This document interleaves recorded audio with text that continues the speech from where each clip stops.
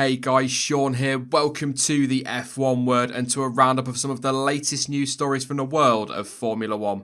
Kicking us off then, and Max Verstappen has admitted that he messed up the first 6 races of the 2018 season, but did go on to reiterate that he hasn't changed his approach on track.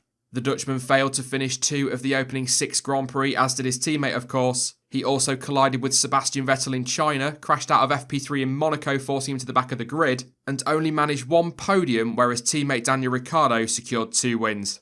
That inevitably led to criticism about his driving style and even questions about his future with the team. However, there is no denying that Max has turned his season around, and looking back at that start to the year, the Dutchman said, "This year, the first 6 races, basically I screwed up. It's not really changing my approach to how I'm racing. I'm still the same person.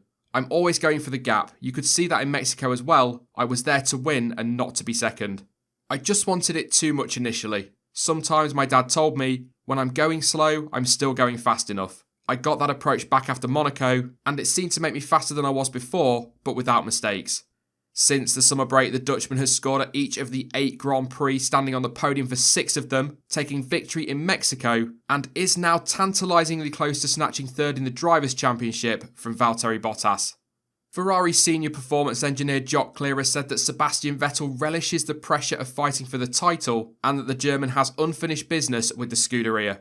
Vettel began the 2018 season strongly, and it looked as though the fight for the title would go all the way to the wire as he and Lewis Hamilton traded blows early on. However, the German has made a number of critical mistakes that have ultimately cost him that shot at the title. That has seen him come under fire, with some questioning his long-term future at Ferrari. However, Jock Clear thinks that he will come back stronger in 2019. He stated, "The fact is, drivers of this calibre relish the pressure. The top athletes pit themselves against the best, and the pressure is the pressure. That's part of the job.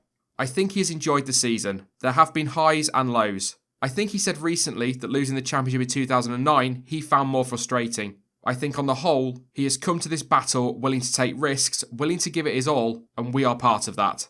I think from Seb's point of view, it just gives him more strength to come back next year and say, this is unfinished business.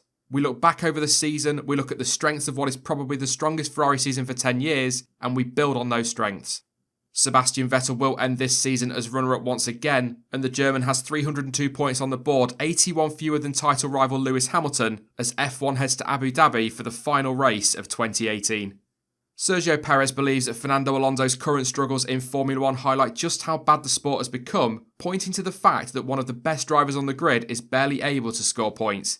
It has been a difficult season for Alonso, and despite a promising start, his McLaren has failed to deliver in 2018, picking up just 62 points with Fernando scoring 50 of them, and the Spaniard has only scored once since the summer break. And Perez says that seeing the double world champion fighting to scrape the odd point reflects poorly on the sport. He said, "It shows how bad F1 is. You have one of the best drivers in the world fighting in the midfield, trying to get some points every weekend. You put him in another car and he wins the championship. That's just where F1 is at the moment. We are all in that boat." He has also been very lucky in his career that he had some very competitive cars and was able to win some titles. He has massive talent and he deserves the success he has had in his career, and I wish him all the best. Maybe he will come back, who knows. He's a great driver, fantastic personality as well, a great character. I have a lot of respect for him, for what he has achieved in the sport, but also for what he is trying to do out of the sport, with all the other titles that he is chasing. Last weekend, it was confirmed that McLaren would be entering the 2019 Indy 500 with Fernando Alonso taking to the wheel for the team, and the Spaniard has also teased that he has many more racing plans still to come.